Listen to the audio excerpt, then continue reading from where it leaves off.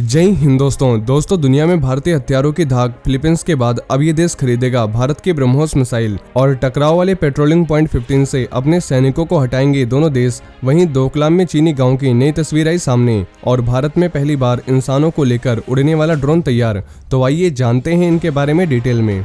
दोस्तों, भारत की act east policy को एक और बड़ी जीत मिलने जा रही है। भारत इंडोनेशिया को anti ship variant BrahMos missile बेचने जा रहा है। दोनों देशों के बीच ये डील इस साल के अंत तक हो सकती है। फाइनेंशियल एक्सप्रेस की रिपोर्ट के मुताबिक भारत से ब्रह्मोस सुपरसोनिक क्रूज मिसाइल के इंपोर्ट के लिए इंडोनेशिया से बातचीत लास्ट स्टेज में है और इस मिसाइल को भारत रूस ने ज्वाइंट रूप से तैयार किया है। हालांकि इस डील पर सिग्नेचर पहले ही हो सकते थे, लेकिन इंडोनेशिया के इंटरनल अफेयर्स की वजह से इस साल के अंत तक या अगले साल की शुरुआत तक इस पर सिग्नेचर होने की उम्मीद है। भारत से ब्रह्मोस मिसाइल का इंपोर्ट करने वाला इंडोनेशिया आसियान का दूसरा देश होगा। इससे पहले फिलीपींस को ये मिसाइल भारत बेच चुका है। 2018 में सबसे पहले ये रिपोर्ट सामने आई थी कि इंडोनेशिया उन देशों में शामिल है जिसने भारत से ब्रह्मोस मिसाइल खरीदने की इच्छा जताई है। जनवरी 2018 में नई दिल्ली में आसियान इंडिया समिट के दौरान आसियान देशों ने भारत से ब्रह्मोस और आकाश मिसाइल खरीदने की इच्छा जताई थी।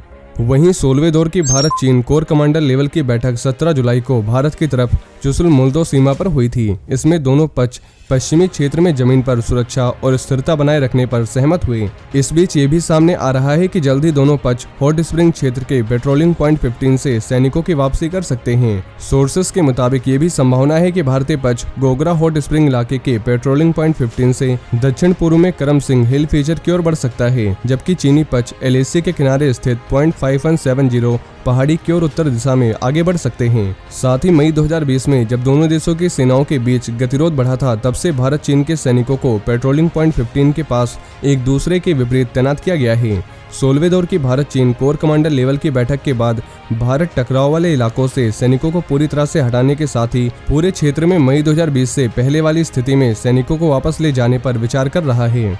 वहीं डोकलाम में चीन की नई हरकत का खुलासा सैटेलाइट से ली गई तस्वीरों से हुआ है। चीन डोकलाम पहाड़ी के पास नया गांव बसा रहा है। अरुणाचल भूटान बॉर्डर के पास डोकलाम में बीते दिनों चीनी घुसपैठ के बाद चीन की तरफ से गांव बसाने की जानकारी सामने आई थी। अब भूटान की ओर से डोकलाम पहाड़ी के ईस्ट में चीन के एक गांव के निर्माण का हिंट देने वाली न्यू सैटेलाइट फोटोज मंगलवार को सामने आई है। इस क्षेत्र को भारत के स्ट्रेटेजिक इंटरेस्ट के लिए इम्पोर्टेंट माना जाता है। डोकलाम ट्राई जंक्शन पर भारत और चीन की सेना के बीच 2017 में 73 दिनों तक गतिरोध बना रहा था, जब चीन ने उस क्षेत्र में एक सड़क का निर्माण करने की कोशिश की थी, जिस पर भूटान ने दावा किया था। साथ ही तस्वीरों में गांव के हर घर के पास पार्किंग तक मजबूत इंफ्रास्ट्रक्चर नजर आ रहा है। साथ ही हर घर के दरवाजे के बाहर एक गाड़ी खड़ी नजर आ रही है। ये गांव उस जगह से 9 किलोमीटर की दूरी पर है जहां 2017 में भारतीय और चीनी सेना का आमना सामना हुआ था, लेकिन मौजूदा समय में यहाँ के हालात बदल गए हैं और इन्हें मॉडर्न तकनीक से लैस किया गया है। नई सैटेलाइट तस्वीरों से पता चलता है कि चीन अमोचू नदी घाटी में भी दूसरा गांव बसा रहा है, जो अब लगभग पूरा हो गया है। वहीं चीन ने साउथ जोन में तीसरे गांव का निर्माण प्रोसेस शुरू कर दिया है। तस्वीरों में 6 इमारतों की नींव भी दिखाई दे रही है। इसके अलावा कई दूसरे निर्माण के लिए भी काम तेजी से जारी है।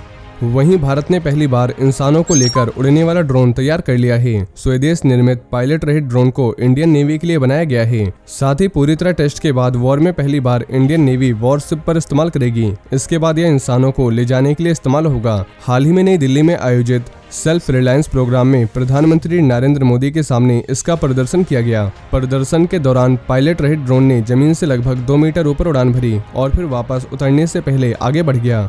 स्वदेशी ड्रोन वरुण को स्टार्टअप सागर डिफेंस ने बनाया है। वहीं दूसरी तरफ इंसान को सिर्फ इसमें बैठना होगा और इसके अलावा उसे कुछ नहीं करना है। ये ड्रोन खुद ही उसे एक जगह से दूसरी जगह ले जाएगा। इसे रिमोट की सहायता से ऑपरेट किया जाएगा।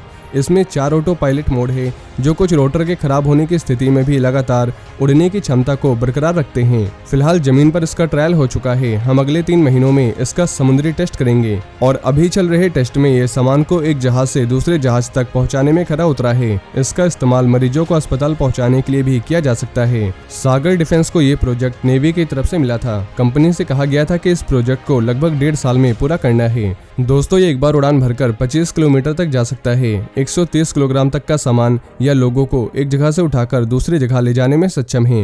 ये जमीन से 2 मीटर ऊपर उड़ेगा और अगले 3 महीनों में वरुण का समुद्री टेस्ट शुरू हो जाएगा, जो नेवी की कई जरूरतों को पूरा करेगा। तो दोस्तों ये थे आज के कुछ बड़े डिफेंस अपडेट। वहीं अगर आप भारतीय सेना से जुड़ी ऐसी और भी जानकारी जानना चाहते हैं तो आपको हमारे दूसरे चैनल डिफेंस एनालिसिस पे मिल जाएगी, जिसकी लिंक आपको नीचे डिस्क्रिप्शन में मिल जाएगी।